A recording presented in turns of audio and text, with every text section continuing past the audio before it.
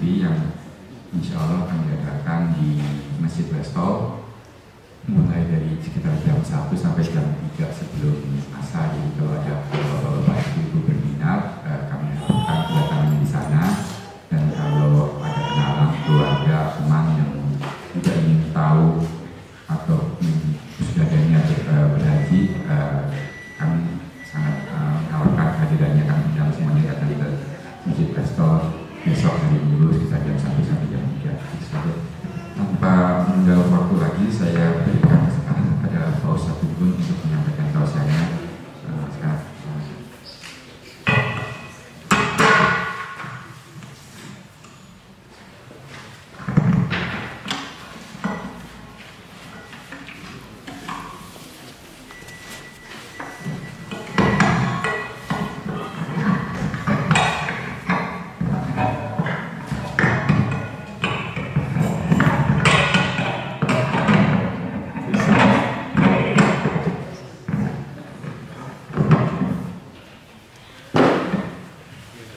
Bismillahirrahmanirrahim. Assalamualaikum warahmatullahi wabarakatuh. Alhamdulillah nahmaduhu wa nasta'inuhu wa nastaghfiruhu wa na'udzu billahi min shururi anfusina wa sayyiati a'malina may yahdihillahu fa huwal muhtadi wa may yudlil falan tajida lahu waliyyan mursyida. Asyhadu an la ilaha illallah wahdahu la syarika lahu lahul mulku wa lahul hamdu wa huwa 'ala kulli syai'in qadir. Amma ba'd. Hadirin wa hadirat rahimakumullah, puji dan syukur milik Allah yang mengumpulkan kita kembali, membangunkan kita di pagi hari ini, mengumpulkan ruh dan jasad kita kembali. Karena sesungguhnya bertemunya ruh dan jasad pada pagi hari ini merupakan nikmat yang besar dari Allah Subhanahu wa taala. Kenapa? Karena Allah Subhanahu wa taala berkehendak untuk menahan ruh kita. Allah berkehendak untuk tidak mengembalikan ruh kita kepada jasad kita. Makanya nikmat yang besar ketika Allah mengumpulkan kembali antara ruh kita dengan jasad kita. Alhamdulillahilladzi ahyana ba'da ma amatana wa ilaihi nusyur. Itu kan doa yang selalu kita baca. Bukan doa, zikir ba'da naum. Zikir setelah tidur. Puji syukur terhadap Allah, segala pujian bagi Allah yang telah membangunkan kita semua ba'dama amatana, setelah kita mati, ya kan? Setelah kita mati, karena sesungguhnya tidur itu merupakan miniatur mati. Tidur itu merupakan miniatur kematian. Dan Allah berkehendak untuk tidak mengembalikan ruh kita kepada jasad kita. Alhamdulillah, dan pagi hari ini kita awali dengan satu ibadah. Mudah-mudahan satu ibadah yang bisa memberikan manfaat nanti di yaumil akhir, memberikan jalan untuk mendapatkan rahmat Allah Subhanahu wa taala. Hadirin wa hadirat rahimakumullah, Rasulullah sallallahu alaihi wasallam bersabda, kullu ummati yadkhuluna jannah illa man aba. Kata Rasulullah, sesungguhnya umatku itu nanti akan masuk surga, illa man aba, kecuali orang yang enggan, kecuali orang yang tidak mau masuk surga.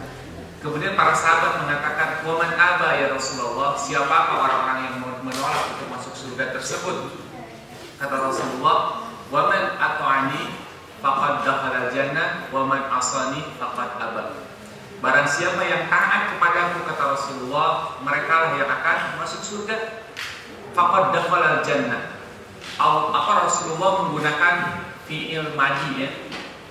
Kalau saya tidak salah, menggunakan fi'il madi. Faqad dakhala jannah. Sungguh dia telah masuk surga. Ini menunjukkan bahwa Rasulullah SAW sudah menggaransi kita, menggaransi umatnya bakalan masuk surga semuanya, ya kan?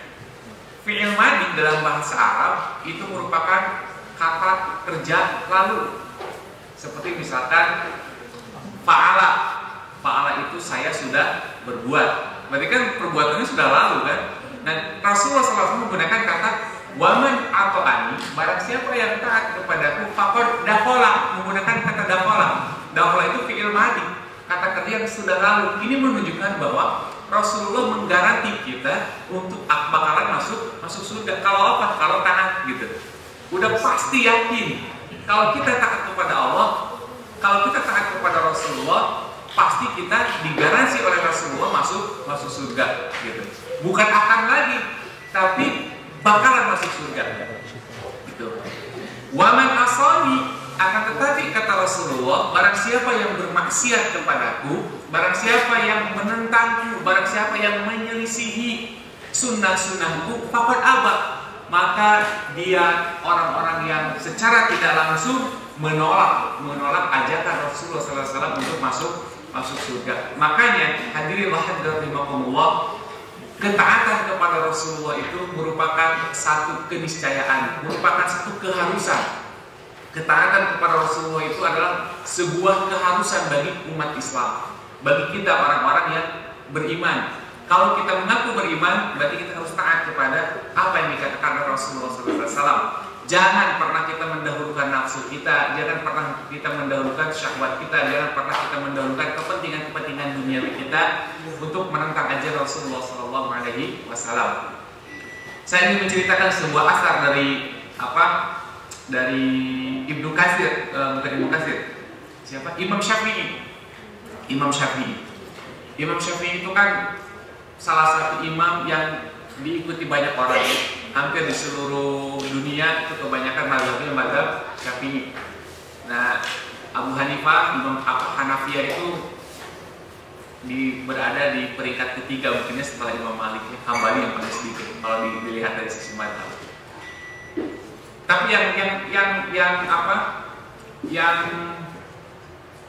anehnya, banyak orang yang mengaku Syafi'iyah akan tetapi tidak sesuai dengan ajaran Imam Syafi'i gitu.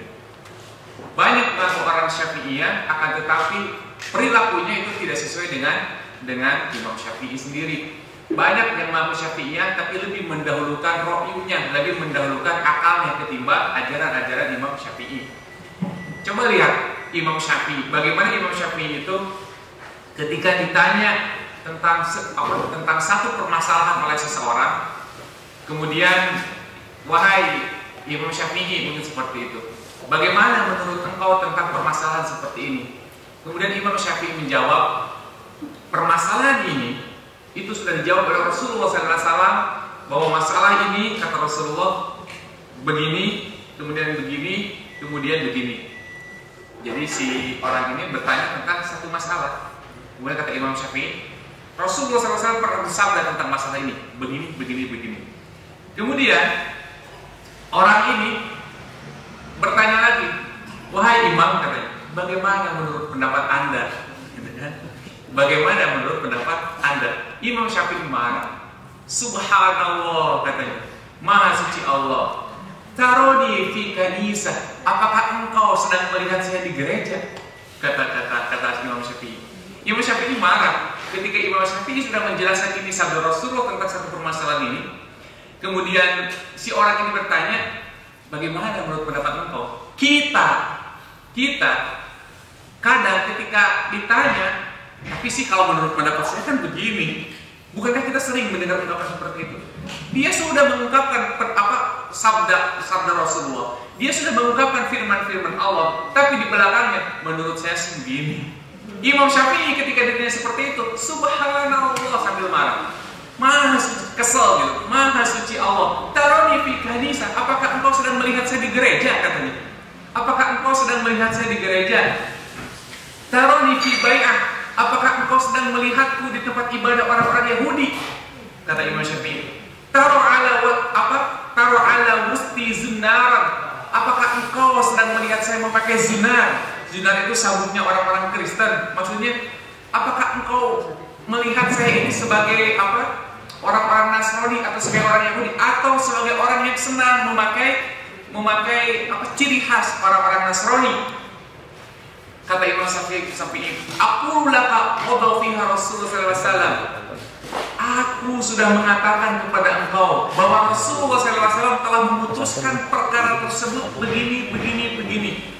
Wa anta taqul, kemudian engkau mengatakan ma taqulu anta. Bagaimana menurut pendapat engkau? Sungguh luar biasa, kata Imam Syafi'i. Tapi sekarang anehnya banyak kita, bahkan asatidz, bahkan ulama ketika ditanya tentang satu permasalahan, mereka bukan mengutip firman-firman Allah, bukan mengutip sunnah-sunnah Rasulullah SAW, akan tetapi lebih mendahulukan rohnya. Jauh sekali dengan Imam Syafi'i. Imam Syafi'i kesal ketika dengar seperti itu. Dan memang seharusnya seperti itu. Ketika ada aturan-aturan yang datang dari Allah dan Rasulnya, kita itu harus, saya sering sekedar mengingatkan gitu. Kita itu harus benar-benar meyakini gitu. Jangan sampai menanti-nantikan. Kalau kita masih belum bisa melakukan, itu lain soal gitu. Tapi kita harus nerima dulu bahwa ini adalah satu kebenaran. Kalaupun kita belum bisa melakukannya, itu perkara yang lain, gitu kan? Karena memang ciri orang yang baik itu adalah al-istijabah al-fawriyah. Itu memang ciri orang yang super, gitu. Al-istijabah fawriyah itu adalah ketika ada satu perintah, dia menunjukkan respon spontanitas, langsung dikerjakan. Tapi kan tidak semua orang seperti itu. Tapi bagi seorang mukmin, bagi seorang muslim, ketika ada perintah dari Allah dan Rasulnya, terima itu sebagai satu kebenaran. Jangan ditanyakan dulu gitu. Jangan ditanyakan dulu. Jangan terlalu mengedepankan logika kita ketika kita menghadapi Al-Quran dan Sunnah. Itu kewajiban kita sebagai seorang muslim. Ingat gitu. Ingat, yakini dulu. Jangan bertanya dulu. Jangan bertanya dulu. Jangan kita seperti orang yang kelihatannya pintar tapi sesungguhnya di mata Allah sebagai orang-orang yang jahil. Orang-orang yang jahil. Imam Ibnu Taimiyah pernah mengatakan, "Faya laitu sya'ri bi ai aqlin yuzanul kitab wa sunnah," katanya kata siapa? Imam Ibnu Taimiyah. "Faya laitu sya'ri bi ai aqlin." Seandainya saya tahu, dengan akal siapa Al-Quran dan Sunnah itu bisa ditimbang-timbang. Dengan akal siapa Al-Quran itu bisa diwazankan, bisa dipertimbangkan, dengan akal siapa? Faradallahu anil Imam Malik ibn Anas. Semoga Allah meridhoi Imam Malik bin Anas, kata Imam Ibnu Taimiyah, haitsu qala, ketika dia berkata, "Au kullama ja'ana rajulun." Apakah setiap datang orang yang pandai ajdala, orang yang pandai berjidal, orang yang pandai berdebat. Tentu kalau debat kan tidak pernah pakai hati ya. Debat itu selalu pakai akal, ya kan? Kata Imam Malik bin Anas, "Au kullama ja'ana rajulun ajdala min rajulin." Seandainya ada seorang laki-laki yang pandai berjidal, yang pandai mengungkapkan pendapatnya, yang pandai berargumen, tarokna ma ja'a bihi Jibril ila Muhammad bijidalin haula. Apakah kita akan menuju orang yang pandai berdebat itu, kemudian kita meninggalkan apa yang diturunkan oleh Jibril alaihissalam kepada Muhammad sallallahu alaihi wasallam? Demikian kata Imam Taimiyah, kata Imam Malik bin Anas yang dikutip oleh Ibnu Taimiyah dalam Majmu' Fatawanya. Coba kata Anas bin Malik, andaikan ada seorang yang pandai berjidal, andaikan ada orang yang pandai berdebat datang kepada kita, kemudian pantaskah buat kita untuk mengikuti pendapat orang tersebut karena kepintarannya, kemudian meninggalkan apa yang diturunkan oleh Jibril alaihissalam kepada Muhammad Rasulullah sallallahu alaihi wasallam? Tidak pantas buat seorang mukmin, kata Ibnu Taimiyah. Tidak pantas, sungguh tidak pantas. Bahkan ada sebuah hadis yang dipertanyakan oleh orang-orang yang mengaku dirinya Qur'aniyun. Kalau ada orang-orang yang Qur'aniyun itu apa? Yang hanya memakai Al-Quran, sungguh dia itu munafik. Kenapa munafik? Bagaimana dia bisa sholat? Di dalam Al-Quran tidak diajarkan bagaimana tata cara ruku. Di dalam Al-Quran tidak diajarkan bagaimana tata cara sujud. Di dalam Al-Quran tidak diajarkan bagaimana membaca doa iftitah. Bagaimana mereka disebut sebagai Qur'aniyun dan ingkar sunnah gitu kan? Sementara aktivitas ibadah mereka itu harus dibimbing oleh sunnah. Kan tidak sesuai ucapan dan perbuatannya. Abu Husain Al-Qabsi pernah berkata, saya pernah mendengar Abu Sa'id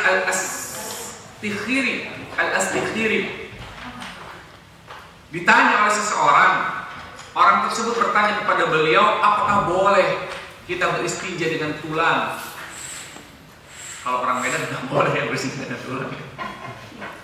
Apakah boleh kita beristinja dengan tulang? Gitu ya.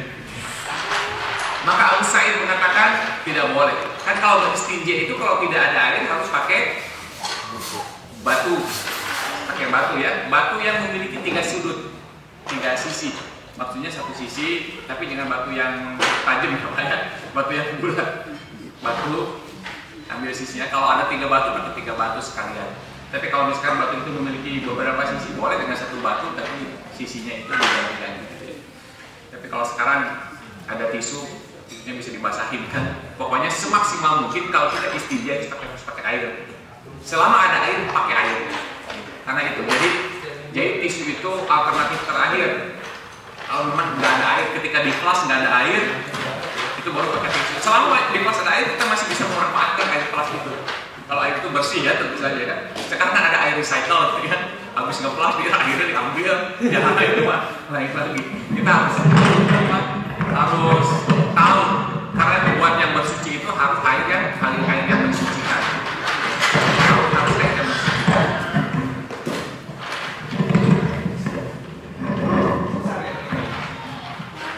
Ya, gitu. Jadi ditanya sama seseorang, boleh katanya apa beristinja dengan tulang? Kata Abu Sa'id tidak boleh, tidak boleh.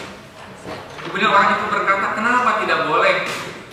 Kenapa tidak boleh beristinja dengan tulang sementara dengan batu itu boleh, gitu kan?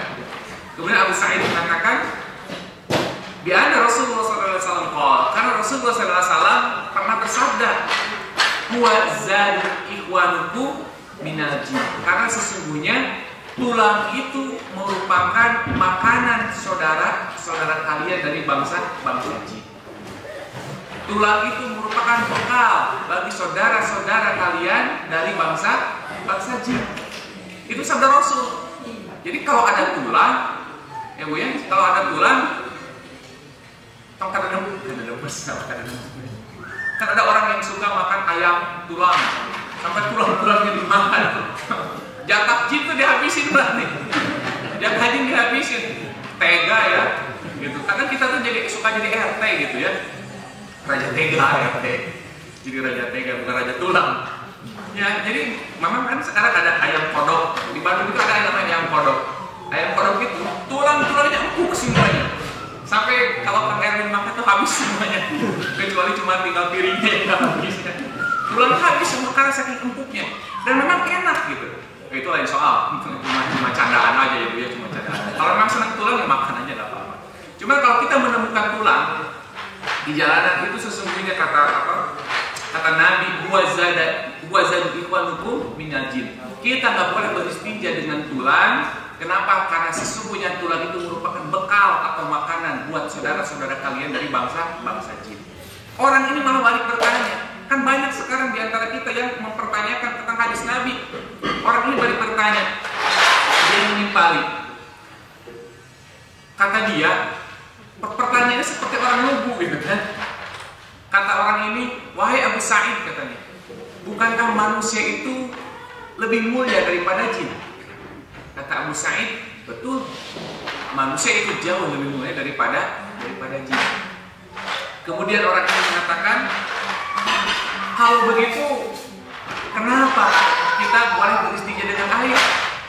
Sementara air itu adalah minuman manusia. Seharusnya kan jauh lebih dilarang beristinja dengan air gitu, ketimbang beristinja dengan tulang. Kenapa? Karena manusia jauh lebih mulia daripada jin. Pakai tulang saja nggak boleh. Ini orang-orang yang senantiasa memperdebatkan dalil Nabi. Pakai tulang saja tidak boleh. Harusnya pakai air juga tidak boleh dong. Kenapa? Manusia lebih mulia daripada jin. Sementara air itu merupakan minuman manusia. Coba ini orang-orang yang kalau mengagung-agungkan akal, seolah-olah dia itu pintar. Memang pintar, betul tidak? Coba jawab dengan jujur, pintar tidak? Pintar mereka itu. Pintar. Orang-orang ahlul ra'yu itu adalah orang-orang pintar. Bukan orang-orang bodoh, tapi jahil dalam masalah agama, jahil dalam masalah akidah. Logika mereka betul. Tulang memang makanan jin, ya kan? Dan air minuman manusia. Secara logika seharusnya Rasulullah lebih melarang beristinja dengan air. Kenapa? Karena air merupakan minuman manusia. Logikanya benar. tapi ini merupakan penentangan kepada hadis-hadis Nabi Rasulullah SAW. Kemudian Abu Sa'id marah. Ya zindik, katanya. Dia memanggil dengan sebutan zindik. Zindik itu orang-orang munafik, ya. Ya zindik, engkau telah menentang ajaran Rasulullah Sallallahu Alaihi Wasallam. Kalau tidak segera saya cegah, katanya. Kalau tidak segera saya cegah, maka orang-orang yang ada di sekitar itu akan membunuh engkau, gitu. Dan memang di zaman dulu itu orang-orang yang mengotori akidah itu dibunuh, itu halal memang darahnya pada zaman dulu itu. Gitu. Kalau sekarang kan susah, ada jail, terus ada ham, ya kan, dan lain sebagainya. Padahal kalau zaman dulu itu sesuatu yang halal, gitu ya, dihalalkan oleh para ulama. Kenapa? Karena merusak akidah. Itu makanya beruntung sekali kalau ada orang-orang yang diberikan oleh Allah itu kelembutan hati untuk menerima berbagai macam hikmah yang diberikan oleh Allah dan Rasulnya. Ketika Allah menurunkan sebuah ajaran, ketika Allah menurunkan atau menceritakan sebuah qasas, sebuah kisah, maka bagi orang-orang yang terbuka hatinya, maka yang diambil itu adalah hikmahnya, yang diambil itu adalah manfaatnya, bukan dikritisi ceritanya. Ya kan seperti itu. Kalau kita mau mengkritisi, maka kisah Ashabul Kahfi itu lebih layak dikritisi oleh kita. Kenapa? Banyak yang tidak masuk akalnya kisah Ashabul Kahfi itu.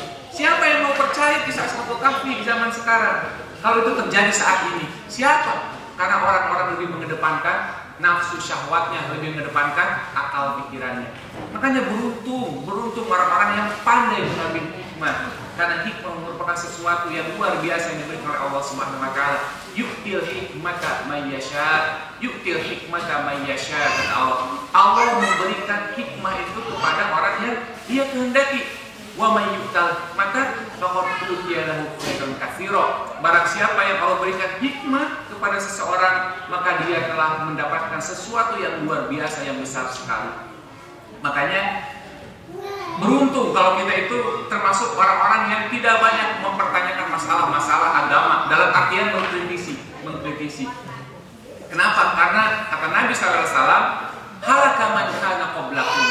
Banyak orang-orang yang celaka, umat-umat sebelum kalian itu banyak yang celaka. Kenapa? Penyebabnya apa? Salah satu penyebabnya adalah kasrotus soal, terlalu banyak bertanya. Tapi pertanyaannya itu bukan untuk meyakinkan, akan tetapi pertanyaannya itu untuk menghindar, untuk melecehkan ajaran-ajaran agama. Sebagaimana kasus tulang tadi. Kasus tulang tadi. Hadirin wa hadirat rahimakumullah. Di dalam Quran surat Al-An'am, Allah Subhanahu wa taala menyebutkan sebuah ayat. Kata Allah, "Faman yuridillah, barang siapa yang dikehendaki oleh Allah ayyahdiyahu, untuk memberikan hidayah kepadanya, yashrah sadrahu lil Islam, maka akan Allah bukakan hatinya, maka akan Allah lapangkan hatinya lil Islam, untuk menerima al-Islam. Wa may yurid, dan barang siapa yang dikehendaki oleh Allah ayyudillahu, disesatkannya, yaj'al sadrahu dayyqan haraja, maka akan Allah jadikan dadanya itu sempit dan sesak. Ka'annama yas'adu fis sama, sebagaimana dia sedang mendaki langit. Kadzalika yaj'alullahu rijza 'alal ladzina la yu'minun. Demikianlah Allah jadikan ar-rijza buat orang-orang yang enggan beriman. Hadirin wa hadirat rahimakumullah, di dalam tafsir Al-Qurtubi, ketika beliau menafsirkan "Faman yuridillah ayyahdiyahu yashrah sadrahu Islam", ay yaisarahu lahu wa yashatahu wa yushalahu lidzalik, fa hadza alamatu 'alal khair. Orang-orang yang dilapangkan hatinya, orang-orang yang dibukakan dadanya adalah orang-orang yang mudah untuk menerima ajaran Islam. Kemudian orang-orang yang terbuka terbuka, tidak terlalu apa namanya ya, tidak terlalu apa ya, yang syatohu itu. Maksudnya apa? Kemudian wa yusahhalahu lidzalik, mempermudah mencari jalan kemudahan untuk menjalankan berbagai macam perintah Allah tersebut. Pokoknya apapun perintah Allah, dia cari jalan untuk mempermudah bagaimana syariat tersebut bisa dijalankan. Fahadza alamatu 'alal khair. Inilah ciri-ciri orang yang diberikan kebaikan oleh Allah Subhanahu wa taala. Jadi kalau ada orang yang gampang sekali melakukan kebaikan, itu cirinya orang yashrah sadrahu lil Islam. Dadanya sudah terbuka. Inilah orang-orang yang disayang oleh Allah. Alamatu minal khair. Bangun pagi, apa namanya? Sebelum subuh, mudah gitu, dicari cara. Bagaimana caranya saya bisa bangun sepertiga malam? Dicari cara mempermudah. Wa yusahhilahu lidzalik. Cari cara untuk zakat. Bagaimana caranya biar saya itu gampang mengeluarkan zakat. Gitu. Kemudian untuk apa namanya, mencari ilmu. Bagaimana caranya biar saya itu semangat dalam mencari ilmu. Ini orang-orang yang yashrah sadrahu lil Islam, dimudahkan oleh Allah, dan dia mencari cara bagaimana segala sesuatu yang Allah inginkan itu dia jalankan secara mudah. Dia cari celah. Kalau misalkan jamaah, bagaimana caranya biasa bisa terus-terusan berjamaah, dicari caranya. Bagaimana saya bisa berzakat tiap waktu dan saya tidak merasa beban dalam mengeluarkan zakat. Ya kan? Kan zakat itu satu kewajiban. Tapi kenapa begitu sulit kita mengeluarkan zakat? Kita seolah-olah susah menghitung zakat. Padahal zakat itu kewajiban, bukan nafilah. Zakat itu bukan pilihan, tapi kewajiban. Tapi kenapa begitu susah gitu kan? Nah, kalau kita dipersulit untuk menjalankan berbagai macam kewajiban, berarti itu adalah alamatu ala syar. Alamat kalau kita ini adalah orang-orang yang buruk. Suila Rasulullah SAW pernah ditanya dari Abi Ja'far, Ayyul mu'minin aqyas. Pertanyaannya adalah, wahai Rasulullah, ayyul mu'minin aqyas, siapa orang yang paling cerdas itu? Siapa orang yang paling cerdas itu? Aqyas itu cerdas, al-qayyisu cerdas, tapi aqyas adalah paling cerdas. Jadi kalau ada yang namanya aqyas, itu harus pintar, ya. Jangan sampai namanya aqyas lebih kasihan ya. Jadi kalau ada yang namanya aqyas, itu harus pintar, harus cerdas. Tapi biasanya kan nama itu doa gitu ya. Kalau orang mengasih nama aqyas, biasanya punya tanggung jawab moral untuk mendidik anak itu supaya jadi anak yang pintar. Kasih nama itu aqyas. Ayat itu aqyas itu adalah orang yang paling cerdas. Jadi kalau misalkan dia sekolah di Indonesia, kan di Indonesia masih ada ranking ya. Yang paling tidak itu harus ranking pertama, karena aqyas paling pintar. Teman-temannya pintar, tapi dia aqyas paling pintar. Gitu. Jangan namanya aqyas, rankingnya berapa? 30 dari berapa? Dari 31. Kan kasihan. Namanya aqyas tapi ranking ke 30 dari 31. Kasihan. Kata Rasulullah, yang namanya aqyas, orang yang paling pintar itu adalah aktsaruhum dzikran lil maut. Kata Rasulullah, orang itu banyak mengingat mati. Orang pintar itu banyak mengingat mati. Tapi orang yang aqyas, aktsaruhum paling banyak mengingat mati. Kita pun teringat dengan kematian.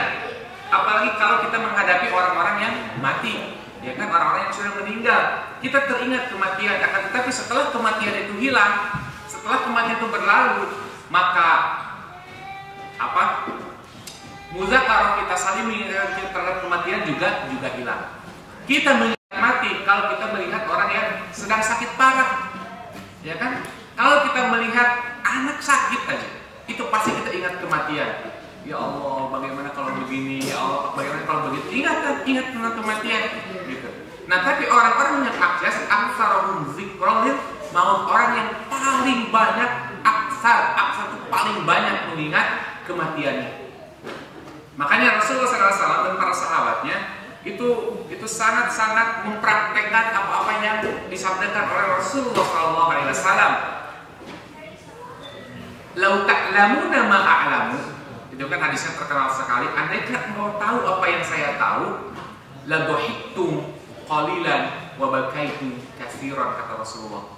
Kalau engkau tahu apa yang aku tahu, maka pasti engkau itu akan sedikit tertawa dan banyak menangis. Para sahabat coba lihat apa Umar bin Khattab ketika beliau membaca surat Al-Mutaffifin, wailul lil mutaffifin alladzina idza qalu 'alan nasi yastawfun wa idza kaluhum aw wazanuhum yuksirun ala yazunnu ulaika annahum mab'utsun liyaumin 'adzim yauma yaqumun nasu lirabbil alamin. Di ayat ke-6 Umar bin Khattab susah untuk melanjutkan bacaannya. Kenapa? Karena dia yauma yaqumun nasu lirabbil alamin, pada hari itu, pada hari yang besar itu, yaqumun nas, orang-orang berdiri menghadap lirabbil alamin, menghadap Tuhan semesta alam. Umar bin Khattab tidak bisa melanjutkan bacaannya. Lama sekali Umar bin Khattab mau melanjutkan bacaan ayat Al-Mutaffifin ini. Bukan tidak hafal, tapi karena saking takutnya, begitu merenungi bagaimana hari esok terjadi. Makanya orang-orang yang pintar, orang-orang yang cerdas itu adalah aktsaruhum dzikrul lil maut, banyak mengingat kematian, banyak mengingat perkara setelah kematian. Wa aktsaruhum lima ba'dahu isti'dadan, dan banyak mengingat apa yang akan menjadi bekal buat nanti setelah kematian tersebut. Kehidupan di dunia ini hanya sementara. Kehidupan di dunia ini hanya sebentar. Makanya orang-orang yang cerdas adalah orang-orang yang memikirkan bagaimana hari esok, bagaimana bekal untuk hari esok. Itulah orang-orang yang cerdas. Hadirin wal hadirat rahimakumullah. Makanya di dalam hikmah yang ke-84 ini Ibnu Athaillah menyebutkan mata razaqaka ta'ah wal ghina bihi anha fa'lan annahu qad asbagha 'alaika ni'amahu zahiratan wa batinah. Kata apa?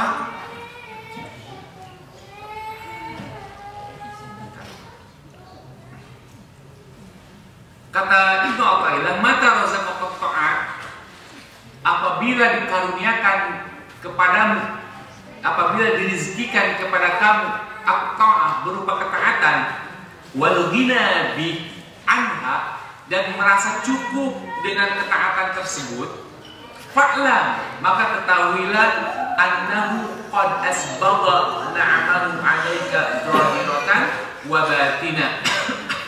Maka kata Ibnu Athaillah, ketahuilah annahu, bahwasanya seorang tersebut qad asbagha, telah disempurnakan na'amahu, atas nikmat-nikmatnya, zahiratan wa batinah, baik nikmat yang zahir ataupun nikmat yang batin. Jadi barang siapa yang merasa cukup dengan ketaatan kepada Allah, dalam artian bukan merasa cukup artinya apa ya? Merasa cukup, saya udah cukup lah, kemarin kan masih punya tabungan waktu sholat di Masjidil Haram, kan 100.000 pahala, jadi sekarang nah itu kan begitu maksudnya. Jadi dia itu merasa puas dengan ketaatan yang dia miliki, dia tidak membutuhkan apa-apa lagi kecuali kenikmatan ketika dia beribadah kepada Allah, kan begitu. Mata razaqaka ta'ah, barang siapa yang dirizkikan oleh Allah ketaatan di dalam dirinya, wal ghinabi, dan merasa cukup dengan ketaatan tersebut, dalam artian dia tidak menginginkan yang lainnya, dia tidak menginginkan perkara-perkara yang lainnya, tidak ada yang bisa membuat nikmat buat dirinya kecuali ketaatan tersebut. Wal ghinabi anha, fa'lan, ketahuilah annahu, bahwasanya qad asbagha 'alaika, Allah telah menyempurnakan atas kamu ni'amahu, nikmatnya, zahiratan wa batinah, baik nikmat zahir ataupun nikmat batin.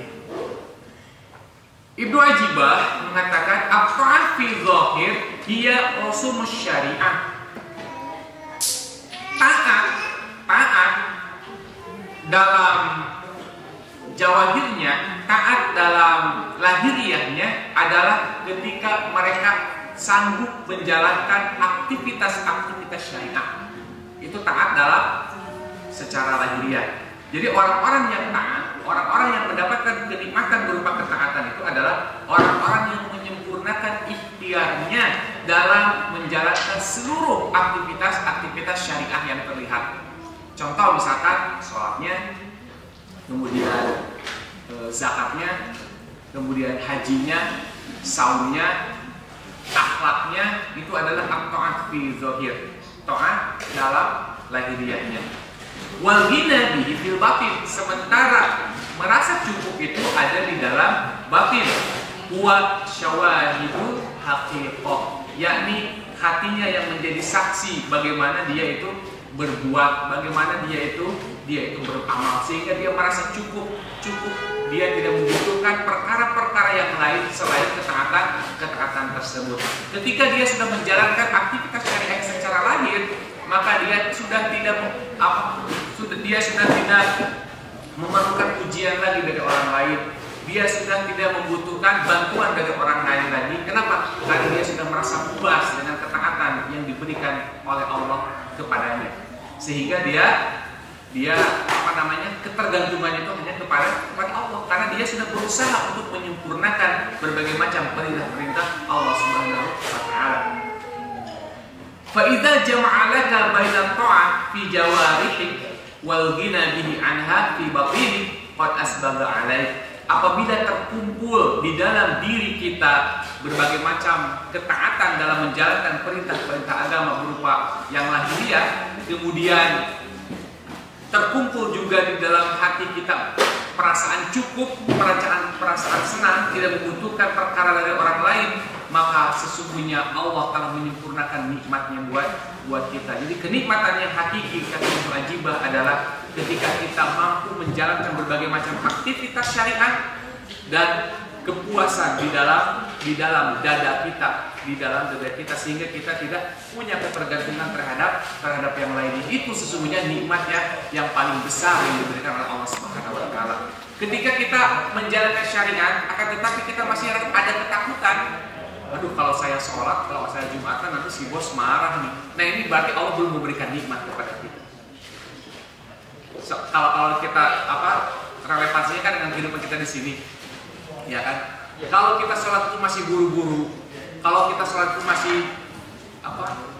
banyak ketakutannya, itu berarti Allah belum memberikan kenikmatan yang luar biasa kepada kita. Karena orang yang diberikan nikmat yang biasa, menurut pandangan Ibnu Athaillah, adalah ketika dia mampu memaksimalkan aktivitas syariat dalam lahiriahnya dan dia merasa puas dalam batinnya. Itu kenikmatan yang hakiki. Jadi kalau kita sholat tapi masih diburu-buru, kenapa? Karena masih ada takut dengan makhluk yang lain, betul tidak? Berarti Allah belum memberikan kenikmatan kepada kita. Jadi kalau kita beribadah, tetapi ibadah kita itu masih belum tumanina, belum khusyuk, belum khudu, ya kan? Kenapa? Karena hati kita itu masih tergantung kepada orang lain. Hati kita itu masih ada ketakutan kepada orang lain. Hati kita itu masih ada harapan kepada orang lain. Kalau saya sholatnya lama, nanti bos saya marah, ya kan? Sholat masih sembunyi-sembunyi, minta izin susah, ngorbanin Jumatan, misalkan contoh buat laki-laki, ya. Berarti Allah belum memberikan nikmatnya kepada kita. Karena sesungguhnya nikmat yang terbesar itu adalah ketika seseorang mampu beribadah secara maksimal dalam lahiriahnya, kemudian hatinya sudah tidak memerlukan lagi bantuan dari makhluk yang lainnya. Itulah kepuasan yang hakiki. Kenapa? Karena hatinya hanya tergantung kepada Allah Subhanahu wa taala. Itu kata Ibnu Athaillah. Ai akmala wa atala 'alaika na'amahu dhahira wa batinah, atau bisa disebut sebagai sempurnanya atau berkepanjangannya nikmat zahir atau nikmat batin ketika kita mampu melakukan hal itu. Wa hadza simanul 'arifin muqarrabin al-aghniya billahi fuqara mimma siwa. Itulah tanda-tanda orang yang arif, orang-orang yang didekatkan oleh Allah kepadanya, orang-orang yang kaya di sisi Allah, orang-orang yang hanya membutuhkan pertolongan Allah, wal fuqara mimma siwa, dan dia sudah tidak membutuhkan bantuan dari orang lain, dia sudah tidak memerlukan pengharapan dari orang lain. Istaghnu bima'budihim an du'yati ibadatihim wa bima'lumihim an alimihim wa bimusolihim an silahihim. Perkaya, cukupkanlah ibadah engkau, lengkapilah ilmu engkau, dan perbaikilah segala urusan engkau. Niscaya kita akan sampai kepada nikmat yang telah dijanjikan oleh Allah Subhanahu wa Ta'ala. Syekh Abdul Hasan mengatakan, dia berdoa, nas'alukal fuqara mimma siwa. Aku memohon kepadamu al-fuqara, kefakiran, maksudnya ketidakbutuhan daripada selainmu. Ini doa orang ini ya, orang-orang yang hanya bergantung kepada Allah. Nas'alukal fuqara mimma siwa. Ya Allah, aku memohon kepadamu kefakiran, ketidakbutuhan, ketergantungan kepada selain Engkau. Hilangkanlah ketergantungan di dalam diri kecuali hanya kepada Engkau. Jangan sampai hatiku itu tergantung kepada selain Engkau. Ini doa dari Abu Hasan. Wal ghina, dan tanamkanlah di dalam hati kami itu kecukupan hanya kepada Engkau. Hatta la nashhadu illa Iyyak, sehingga kami itu bersaksi bahwa tiada selain Engkau, tiada yang patut diminta, tiada yang patut diibadahi selain Engkau. Kalau kita memahami ayat yang ke-6 di dalam surat Al-Fatihah, ketika kita membaca iyyaka na'budu wa iyyaka nasta'in, maka ini semua itu sudah terangkum di dalamnya. Seorang yang mukmin itu hanya menyembah Allah dan hanya memohon pertolongan kepada Allah.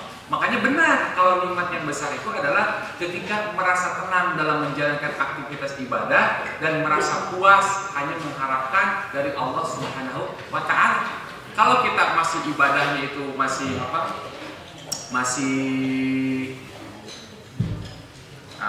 cari-cari kesempatan, ya kan? Cari-cari kesempatan, kemudian kenapa? Karena takut penilaian dari orang lain, bagi Allah belum memberikan nikmat yang luar biasa kepada kita. Fahaula'il aghniya billah al-ghaibuna fihi mimma siwa ibadatihim billah walillahi wa minallah. Orang-orang seperti ini adalah orang-orang yang merasa kaya. Orang-orang yang merasa kaya di hadapan Allah Subhanahu wa Ta'ala dan merasa goib di hadapan yang lainnya. Orang-orang seperti ini hanya menganggap hanya Allah yang ada, dan selain itu adalah goib, tidak ada. Kenapa? Karena ketergantungannya hanya kepada Allah. Ibadatihim billah, ibadahnya itu dengan Allah, walillah, untuk Allah, wa minallah, dan dari Allah. Inilah seharusnya orang-orang yang soleh, orang-orang yang beriman. Qiyaman bi syukrin nikmah, dia berdiri, dia menegakkan syukur nikmat kepada Allah Subhanahu wa Ta'ala, wa itmamul lahu bil hikmah, kemudian menyempurnakan berbagai macam hikmahnya. Wa fil hadis ahabbul ibad ila Allah al-aghniya al-aghfiya al-aghfiya. Kata Rasulullah SAW, hamba yang paling dicintai oleh Allah Subhanahu wa Ta'ala adalah al-aghniya, orang-orang yang senantiasa merasa cukup atas apa yang Allah berikan. Al-aghfiya, aghfiya itu yang menyembunyikan kebaikan-kebaikannya, al-aghfiya, dan yang paling takwa. Kemudian Rasulullah SAW mengatakan, laisal ghina bi kasratil ard, innamal ghina binan nafs.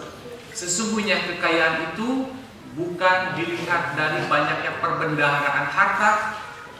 Innamal ghina, dan sesungguhnya kekayaan yang sebenarnya adalah ginan nafs, kaya akan hati.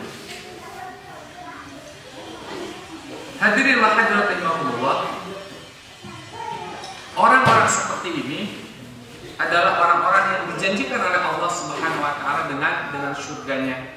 Orang-orang yang seperti ini adalah orang-orang yang dijanjikan oleh Allah dengan kenikmatan-kenikmatan yang luar biasa. Makanya orang-orang yang taat sebagaimana tadi disebutkan di awal adalah orang-orang yang spesial. Kenapa? Karena memosisikan dirinya sebagai hamba. Seorang hamba dia tidak membutuhkan pertolongan dari yang lainnya. Dia hanya mengharapkan sesuatu dari Tuhannya. Kan seperti itu harusnya. Seorang hamba itu, seorang abid itu adalah seseorang yang hanya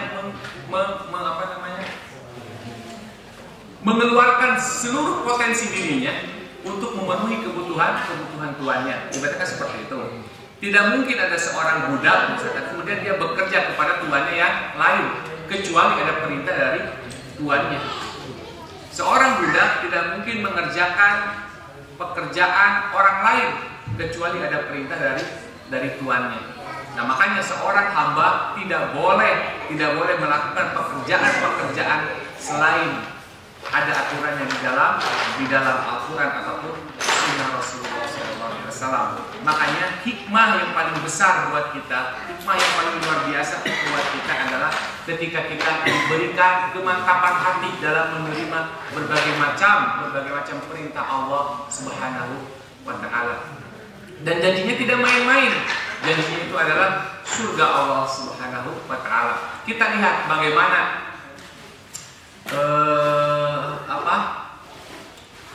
para sahabat itu berlomba-lomba dalam mencari surga Allah Subhanahu wa taala. Pernah mendengar seseorang yang bernama Sa'ad Al-Khaisamah? Pernah dengar, Pak? Bu? Sa'ad Al-Khaisamah. Baru dia dengar. Sa'ad Al-Khaisamah adalah anak dan bapak. Anaknya Sa'ad, bapaknya namanya Khaisamah. Jadi Sa'ad Al-Khaisamah, Sa'ad bin Khaisamah ini bapak dan anak. Mereka ketika perang Badar, Allah apakah perang Badar Sughra atau perang Badar Kubra, mereka ini dua-duanya mau ikut berperang. Sa'ad bin Khaisamah, dua-duanya mau ikut berperang. Akan tetapi keluarga mereka membutuhkan salah satunya.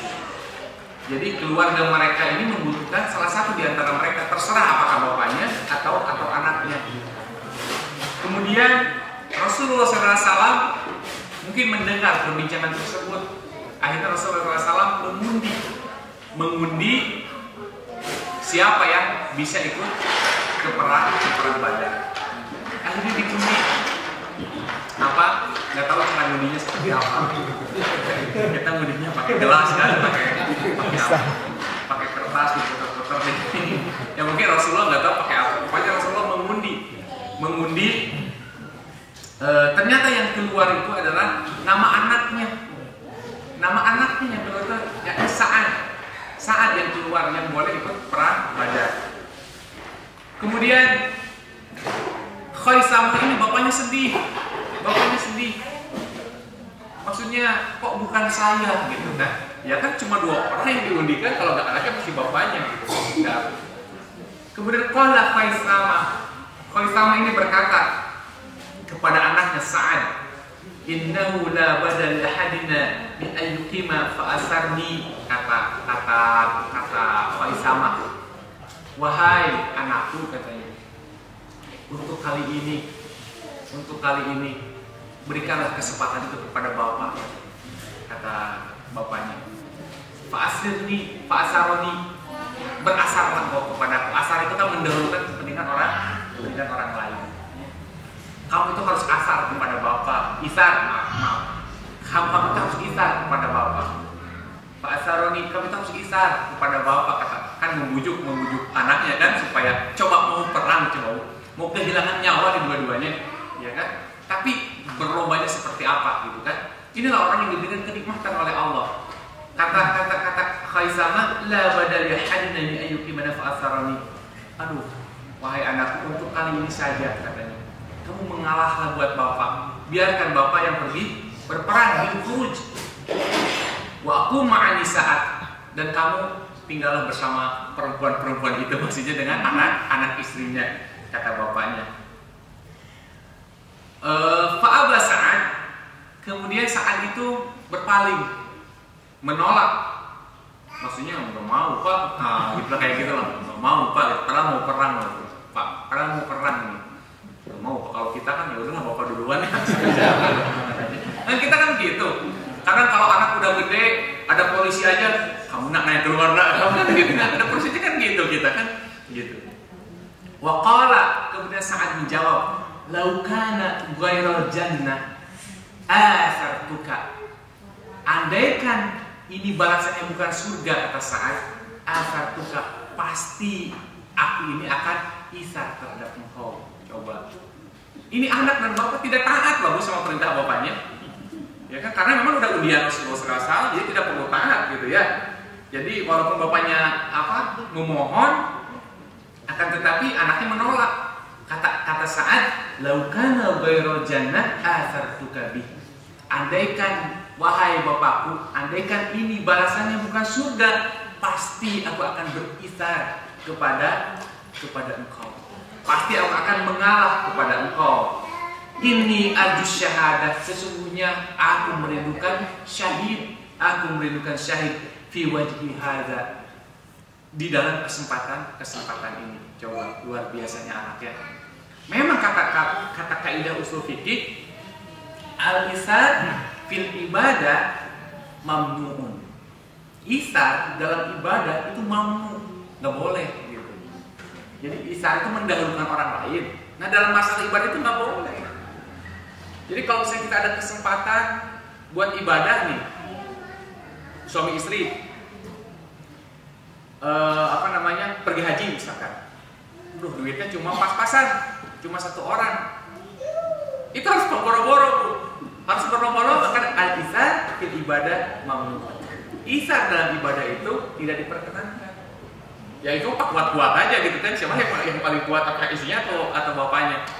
Itu mah harus pandai membujuk, harus pandai mendiskusikan, ya. Kalau kata orang Sunda harus pakar-kereng gitu, pakar-kereng gitu apa ya? Otot-ototan. Memang al-isar fil ibadah mamnuun. Sama seperti kita sholat berjamaah. Anehnya, kita kalau sholat berjamaah mau paling di belakang gitu kan. Padahal isar dalam ibadah itu mamnuun. Begitu ada saf yang kosong, buru-buru kita masuk, gitu. Ya kan? Mamnuun. Ketika ada itulah yang diberikan kenikmatan oleh Allah dalam ibadah.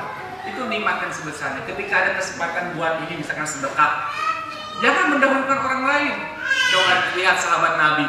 Ketika Nabi memerlukan apa gitu kan, ya Rasulullah, kebun saya Rasulullah nggak ada, kamu dulu gitu kan yang sedekah. Nanti saya bilang nggak bisa itu. Al-isar fil ibadah mamnuun. Isar dalam ibadah itu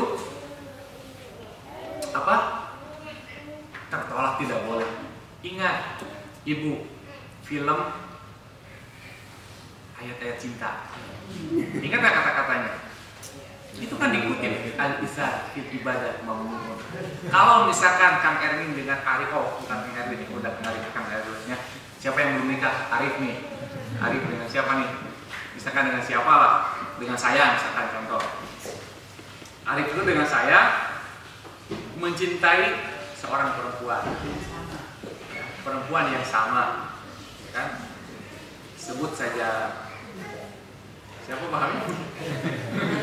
Mrs. X.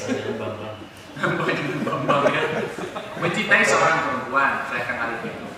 Kemudian si Kang Arif sama saya ini udah siap menikah. Gak boleh salah suami ini mengalah, gak boleh. Harus duluan. Tapi harus dengan cara yang rapi ya. Yang rapi itu bukan santet ya. Yang rapi bukan santet.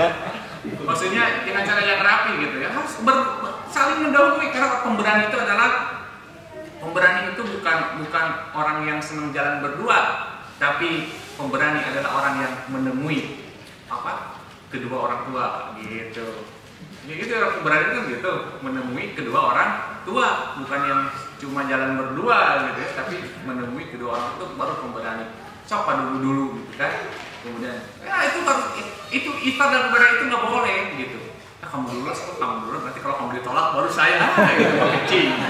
Gitu mah laki-laki pecundang kayak gitu mah ya. Gitu. Jadi kalau dalam kan nikah itu ibadah. Itu ingat kan diskusinya itu si Ferry Nuril tuh jadi siapa tuh di dalam bis itu kan al-isar fil ibadah mamnuun wal isar ghairu ibadah maklubun. Nah sementara isar selain ibadah itu memang diharuskan. Isar selain ibadah itu diharuskan. Jadi dalam bentuk sosial apapun itu isar itu harus kita itu dianjurkan untuk mendahulukan kepentingan orang lain. Sebagaimana kisah sahabat ketika kehausan, ya kan itu kan isar mendahulukan orang lain sehingga semua sahabat itu pada syahid semuanya. Tapi kalau dalam masalah ibadah seperti ngisi sop yang paling depan itu harus dulu itu. Jangan dinanti-nanti giliran wudhu nunggu orang lain dulu, nyantai dulu, itu nggak bisa, itu kayak gitu, nggak boleh itu. Maksudnya bukan nggak boleh dalam artian haram ya. Kita itu harus berusaha fastabiqul khairat. Kita itu harus berlomba-lomba sebagaimana kisah Khaisamah dan Sa'ad ini. Anak dan bapak berlomba-lomba menuju surga. Makanya di dalam kisah Hayatus Sahabah itu disebutkan bahwa seorang anak mendahului bapaknya masuk surga. Nah, sementara Khaisamah bapaknya itu gugurnya pada waktu perang Uhud. Dua-duanya syahid. Tapi anaknya lebih dulu di perang Badar, sementara bapaknya di perang Uhud kan tidak lama kemudian. Nah, ini menunjukkan bagaimana orang-orang tersebut nikmatnya dalam menjalankan syariat secara real dan hanya cukup terhadap ketergantungan terhadap Allah Subhanahu wa taala. Hadirin rahimakumullah, itu saja mungkin yang bisa disampaikan pada pagi hari ini. Mudah-mudahan jadi ilmu dan amal buat kita semua. Dan semoga Allah Subhanahu wa taala memberikan kelapangan hati kita untuk menerima berbagai macam ajaran-ajaran yang datang dari Allah dan Rasul-Nya, sehingga kita dimudahkan sahala, dimudahkan untuk menjalankan aktivitas tersebut dengan nyaman, dengan tentram. Karena sesungguhnya nikmat yang terbesar sebagaimana dikatakan oleh Ibnu Athaillah tadi adalah ketika kita mampu menjalankan syariat secara tenang dan merasakan kepuasan dengan ketaatan tersebut, sehingga kita hanya mengharapkan keridhaan dari Allah Subhanahu wa taala. Aqulu qouli hadza wa astaghfirullah li wa lakum. Alhamdulillahil alamin. Assalamualaikum warahmatullahi wabarakatuh.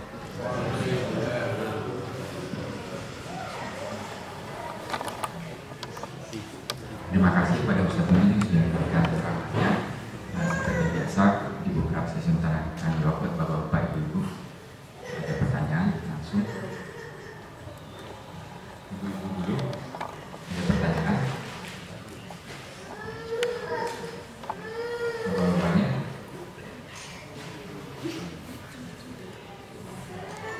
Silakan. Assalamualaikum Ustaz. Mungkin ini aja ingin tahu mengenai sahabat-sahabat yang ikut perang Badar gitu ya. Banyak di hadis atau di bahkan di Quran itu yang menunjukkan keutamaan sahabat-sahabat Nabi yang ikut perang Badar. Saya ingin tahu kenapa itu Ustaz. Karena kan kelihatannya perang Badar ini lebih kayak semacam lebih diistimewakan daripada perang-perang yang lain. Dan orang sahabat-sahabat yang ikut perang Badar ini kelihatannya lebih istimewa dibandingkan dengan sahabat-sahabat lain-lain gitu. Mungkin pertanyaannya kenapa gitu?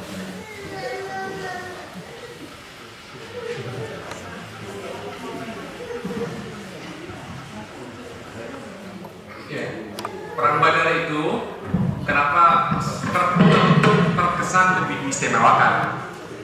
Karena mungkin kalau kita lihat sejarah, kalau saya tidak salah ya, bahwa perang Badar itu merupakan perang hidup dan mati lah, gitu. Hidup dan mati. Pertama, umat Islam pada waktu itu masih sedikit. Orang yang bisa berperang pada waktu itu kan hanya sekitar 300 orang, ya kan? 300 orang itu berapa jumlahnya sampai 300 orang untuk berperang? Sementara pasukan kafir Quraisy itu hampir 3 kali lipat, ya kan? 1000 orang. 1.000 orang. Kemudian di waktu perang Badar, keimanan orang-orang Muslim itu kan belum sepenuhnya ini. Pada awal-awal hijrah itu kan orang Islam itu belum sepenuhnya mantap. Terus kondisi Madinah juga kan belum sepenuhnya settle gitu, belum solid. Makanya wajar kalau misalkan perang Badar itu di sedikit istilahnya diistimewakan gitu. Karena memang keadaan para sahabat waktu itu masih gimana ya? Kayak orang-orang mana gitu. Kayak susah saya jelasinnya ya. Pokoknya ketika orang itu masih belum solid, beda kalau dengan perang-perang yang lainnya kan. Perang-perang setelahnya itu umat Islam sudah mulai banyak, kemudian perbekalan sudah mulai banyak, tapi pada waktu perang Badar itu kan setelah embargo itu ya. Perang Badar itu kalau tidak salah setelah embargo. Kemudian baru hijrah ke Madinah, kemudian dengan kasus yang banyak kasus sebenarnya mah. Saya tidak bisa terlalu harus baca dulu yang benar kayak gimana.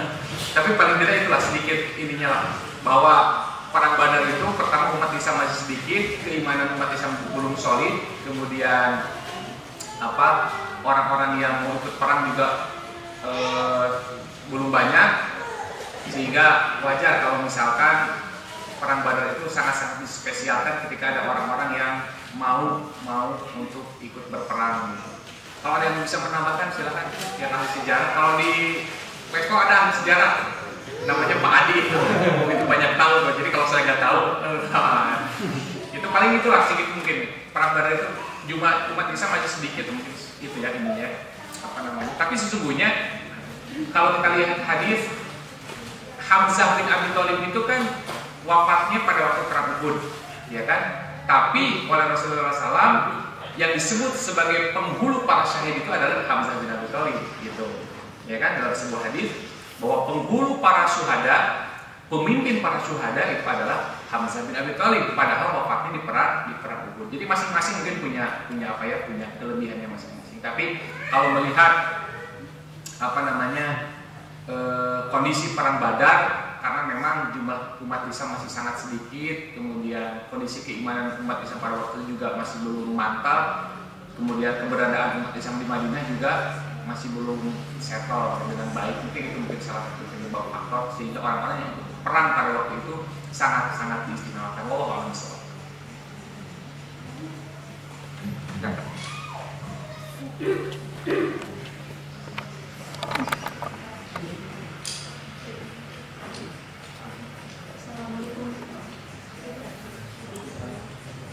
Assalamualaikum warahmatullahi wabarakatuh. Untuk bagus sekali, saya senang sekali mendengar ini dengan pasal itu. Yang ini saya tanyakan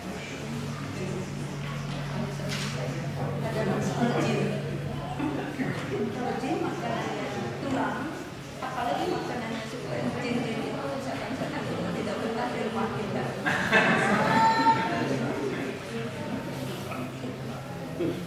Oh gitu ya Bu ya.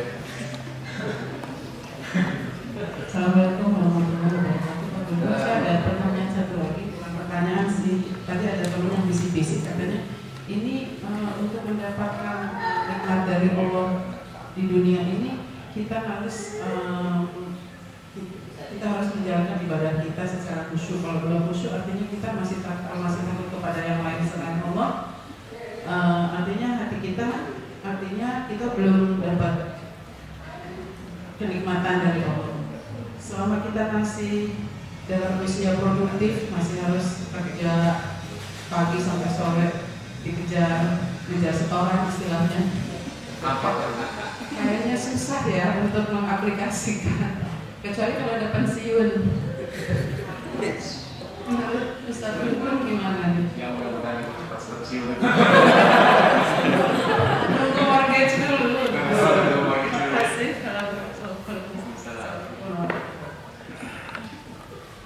Iya, langsung aja. Yang pertama, kita nggak tahu ya Bu ya. Pertama bagaimana cara makannya jin itu seperti apa? Apakah digogosan seperti ibu makan apa? Dikocok aja. ya. Bahwa kita nggak tahu cara makannya gimana.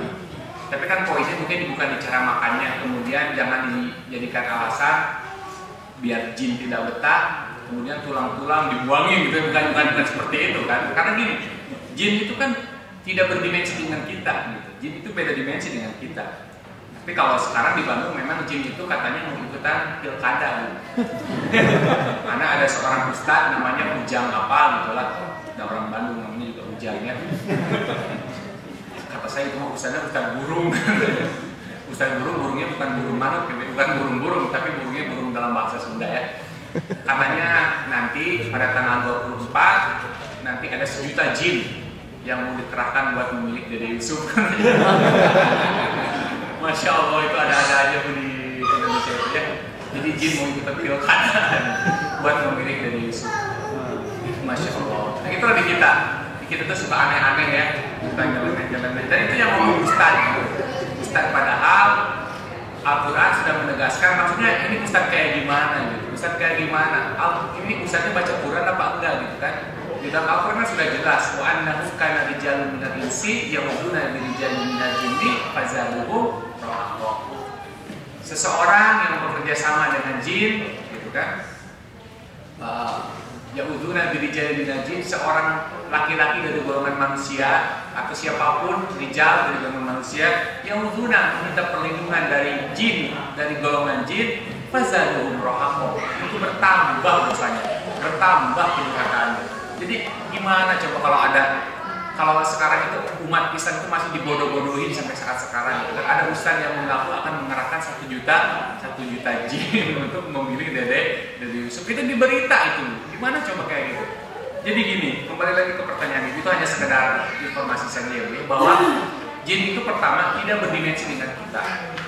Gitu. Imam Syafi'i pernah mengatakan, wallahu a'lam ya, apakah Imam Syafi'i adalah siapa? Kalau tidak saya Imam Syafi'i. Kata beliau, barang siapa yang pernah mengaku melihat jin, fabatala syahadatuhu. Barang siapa yang melihat jin, batal syahadatnya. Kenapa? Karena jin itu tidak berdimensi dengan kita. Maksudnya jin dalam bentuk aslinya. Tapi kalau yang sudah ke Bandung itu banyak memang jin-jin yang bergelantungan di jalan Cihampelas. Itu banyak sekali jin. Itu jin secara fisik ya. Tapi kalau jin dalam bentuk aslinya itu memang tidak bisa dilihat. Makanya jangan pernah kita berharap supaya di rumah tidak ada jin, karena jin itu pasti ada di mana-mana gitu. Jin itu ada di mana-mana gitu ya. Jin itu ada yang baik, jin itu ada yang tidak baik juga. Jadi jin itu ada yang soleh. Kata jin, wa kunna minas solihuna wa duna dzalik kunna tarafiqa, tidak ada. Kata jin. Jin itu kata jin, minnas solihun, di antara kami itu ada yang soleh, kata jin. Oh, jin juga ada yang soleh. Nah, salah anggapan kita kalau ada yang mengatakan sesoleh-solehnya jin sama dengan sedurhaka-durhakanya manusia, itu salah itu. Dulu kita sering mendengar itu, benar tidak? Pak Yazid yang mengatakan jadi sesoleh-solehnya jin itu sama dengan sedurhaka-durhakanya manusia, marah ke jin. Jin itu jauh lebih soleh. Kalau kita baca Al-Quran, jin itu mendengarkan. Kalau kita banyak baca Al-Quran, jadi gini Bu, tergantung bagaimana kita menyikapi rumah gitu kan. Kalau kita banyak baca Quran, mungkin yang di sekeliling itu jin-jin yang soleh gitu, yang mendengarkan bacaan ibu. Tapi jangan dibayangkan ya Bu, ibu baca Quran, walau jin berat, jangan. Itu ibunya yang takut gitu ya. Nggak usah, karena jin itu sekalinya tidak berdimensi dengan kita gitu. Jadi nggak perlu kita punya tips mengusir jin dari rumah gitu kan. Undang ustaz dimasukin ke botol, wah itu mah bohong luar biasa gitu. Tapi bisa dimasukin ke botol, dari mana logikanya? Jin itu bukan asap yang dimasukin ke botol, ditutupin itu meledup kayak Aladin gitu kan. Gitu. Jadi nggak perlu ya Bu ya, nggak perlu. Pokoknya jin itu ada yang baik. Wa kunna solihuna wa minat apa? Kunna dalik, kunna tariqah, tidak ada. Kami itu menempuh jalan yang berbeda-beda, sama seperti manusia jin itu. Jadi jin itu ditaklif, mukallaf jin itu. Jin itu ditaklif, diberikan kewajiban untuk beribadah. Nabinya sama Nabi Muhammad SAW. Itu jin itu ya. Nabi Muhammad itu kan diutus untuk seluruh makhluk, termasuk jin. Jin itu mendengarkan gitu. Jadi kalau misalkan ibu lagi sholat malam, kemudian ada yang kata ibu, Sami Allah liman hamidah, di belakang Robbana, jangan lari bu, siapa tahu itu, gitu.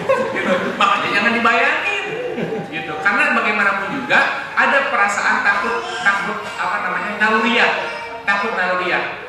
Manusia pasti punya perasaan takut naluriah. Dengan makhluk-makhluk gaib, secara naluriah pasti punya perasaan wajar, gitu ya. Perasaan naluriah itu wajar, gitu ya. Itu jangan disebut sebagai syirik, gitu ya. Kalau ada perasaan, ya wajar kan, itu perasaan wajar. Gitu. Yang tidak boleh itu kan takut yang berlebihan sehingga kita melupakan ibadah, berlindung kepada yang lain yang gitu, ya syirik baru ya. Tapi kalau hanya sekedar gitu ya, itu mungkin masih wajar. Tapi ya itu belum sempurna keimanannya, kata para ulama seperti itu, belum sempurna. Jadi gitu ya bu ya, tidak ada tips. Jadi ibu kalau punya tulang lunak ibu ya, biar tidak ada jin ya udahlah makan semuanya, nggak usah seperti itu. Itu mungkin ya bu ya, karena jin itu ada yang soleh, ada juga yang tidak soleh. Nanti bisa dilihat di surat jin. Itu di surat jin itu dibahas. Kemudian di situ ada mukminun, ada jin-jin yang mukmin gitu. Dan ada jin yang tidak mukmin. Gimana bunyinya Pak Eko?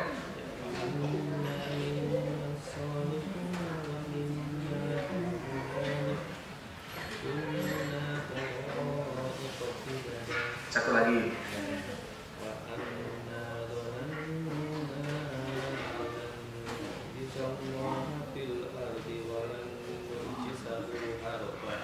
Satu lagi, satu ayatnya, satu lagi.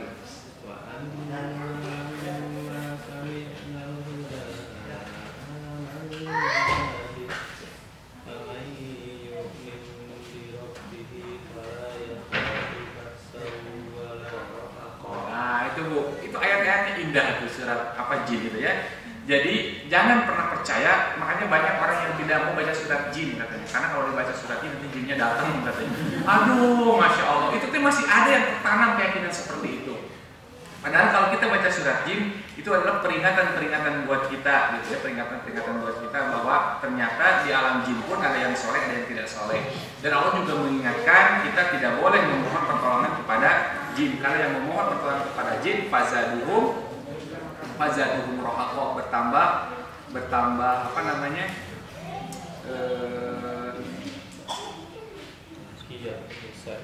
Berdosa.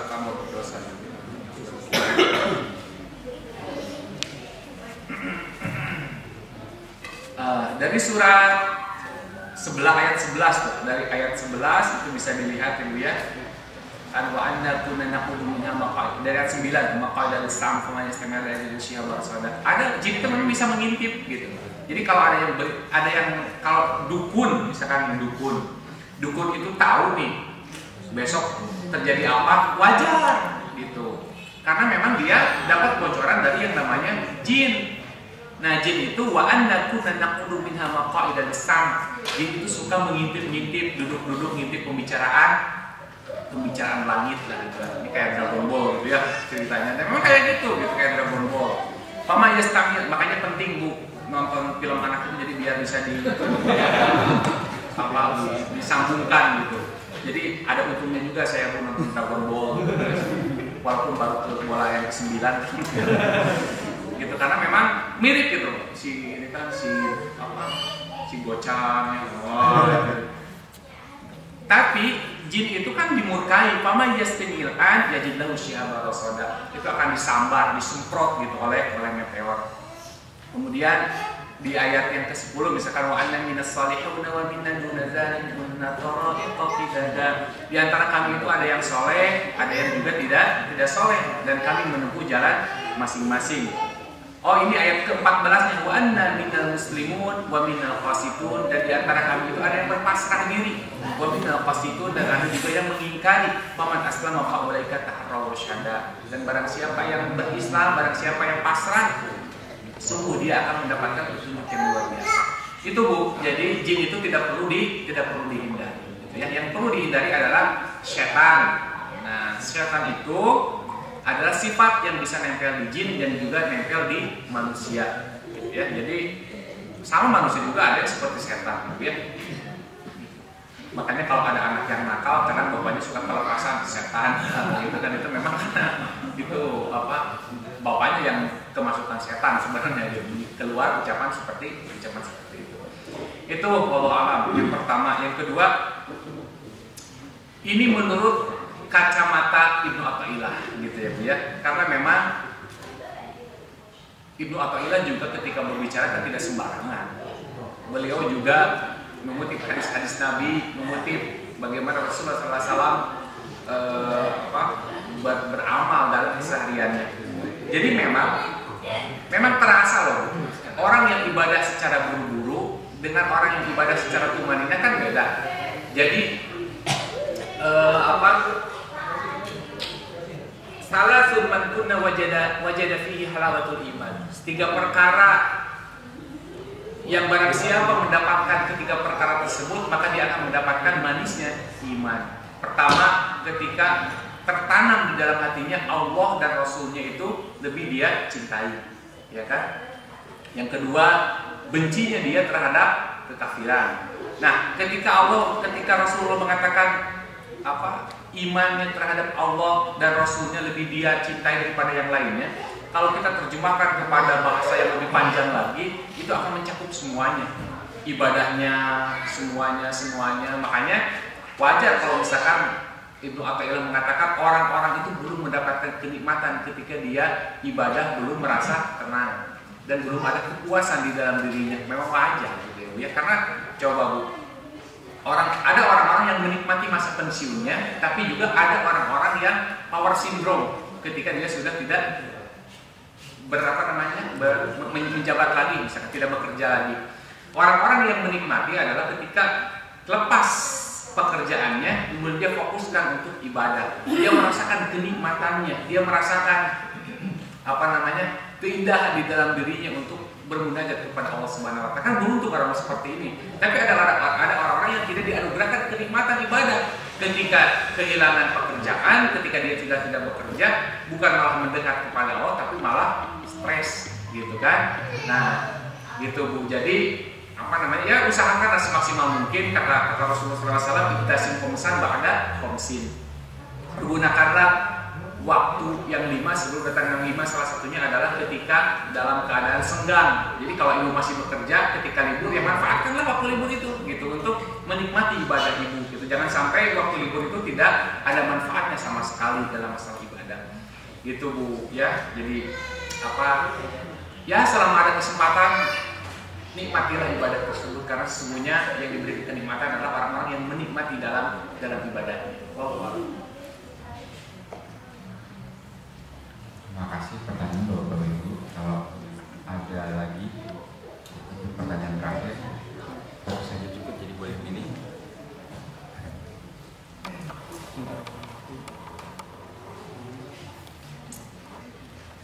Sudah berakhir tentang ini tadi Ustaz,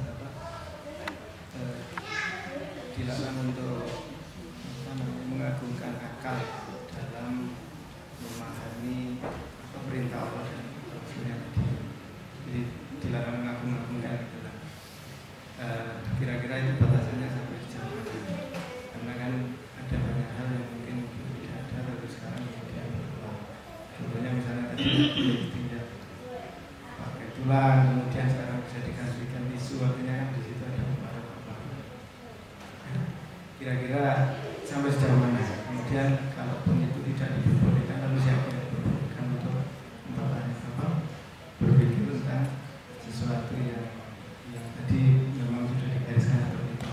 Karena kan mungkin itu berubah. Mungkin itu. Bagus ini pertanyaannya.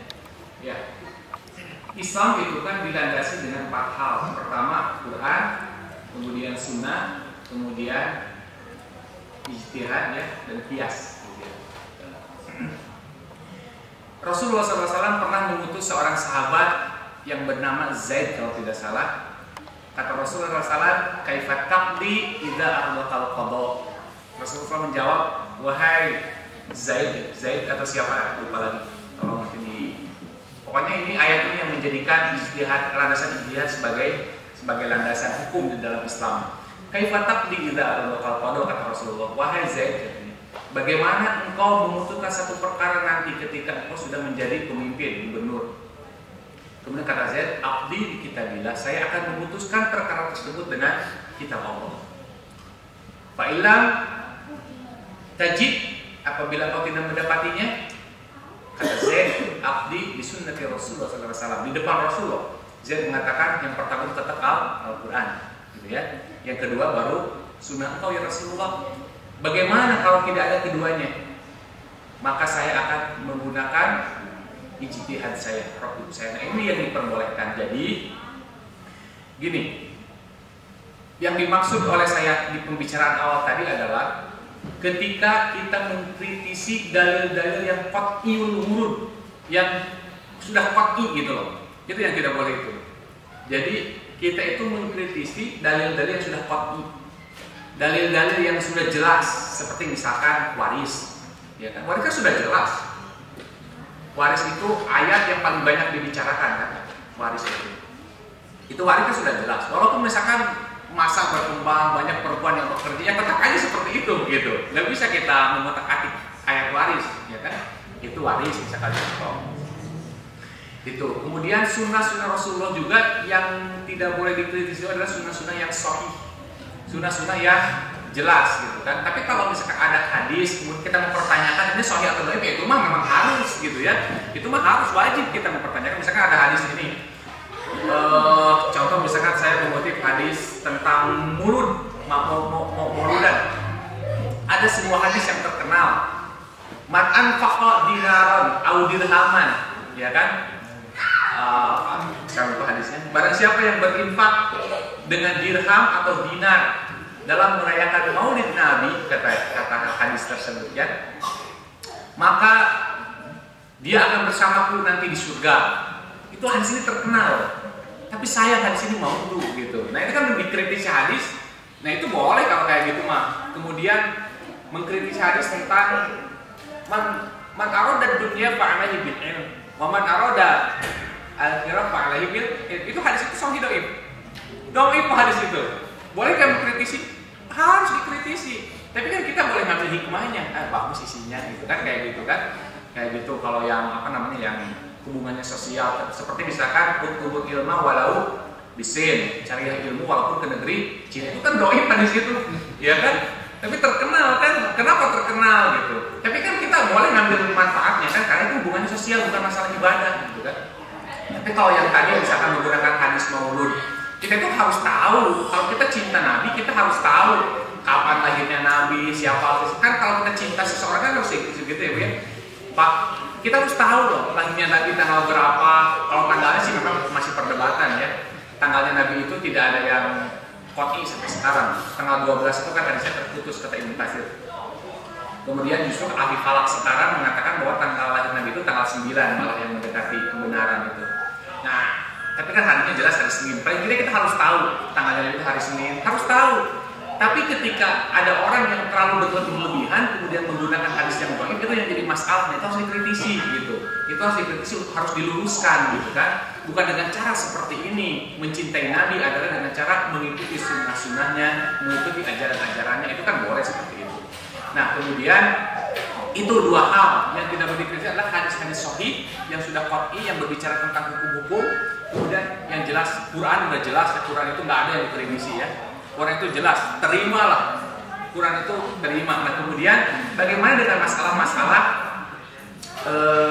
kontemporer sekarang yang tidak ada hukumnya? Nabi pernah mengatakan halal bayyin, haram bayyin, wa bainahuma mutasyabihun. Di akhir zaman banyak hal-hal yang syubhat. Faman ittaqa fi syubhat faqad istabara li dinihi wa irdihi. Barang siapa yang menjaga syubhat, sungguh dia telah menjaga agama dan kehormatan dirinya. Nah, nanti di akhir zaman itu kan ada masalah-masalah ijtihad, ya kan, perkara hukum yang baru. Nah, bagaimana sikap kita?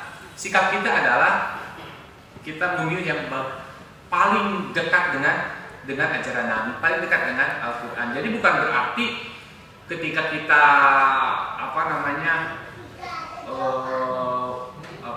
dilarang memikirkan hadis-hadis Al-Quran, dalam memikirkan mengkritisi Al-Quran hadis, bukan berarti kita tidak boleh beristihad.